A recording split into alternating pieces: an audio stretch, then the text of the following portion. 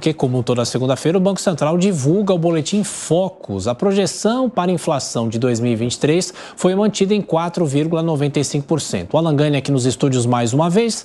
Alan, essa manutenção é uma projeção sempre do mercado, dos setores. Isso indica o quê? Então, isso deu uma frustrada no mercado. Havia uma expectativa de que esse boletim Focus, a inflação, a projeção de inflação, pudesse cair para 4,75. Isso seria bastante relevante. Por quê? Porque 4,75 estaria dentro do intervalo da meta. A meta é 3,25, podendo 1,5 para cima, 1,5 para baixo, então 4,75. Se caísse ainda mais a projeção de inflação, abriria espaço para uma queda acentuada da taxa Selic no segundo semestre. O mercado aposta que a taxa Selic vai cair, mas agora é o quanto que vai cair.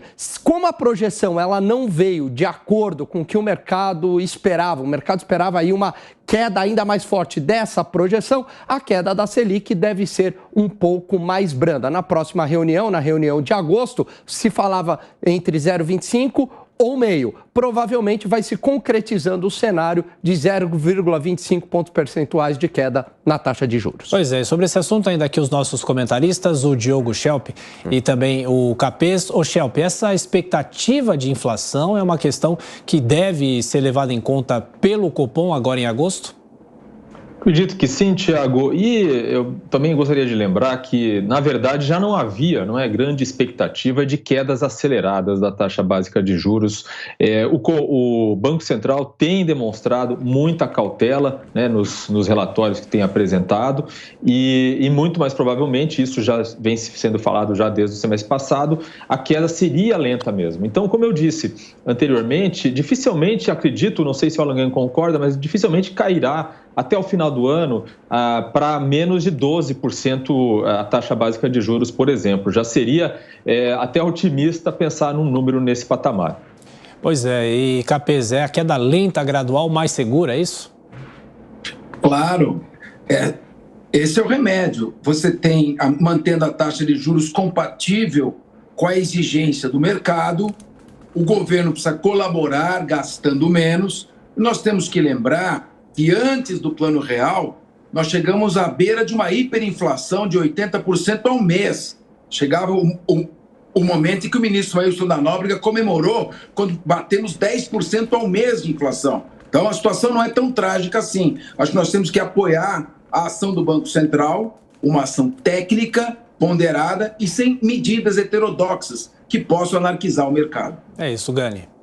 Não, com certeza, concordo com o que o Schelp falou. Dificilmente a gente vai ver a Selic abaixo de 12% neste ano.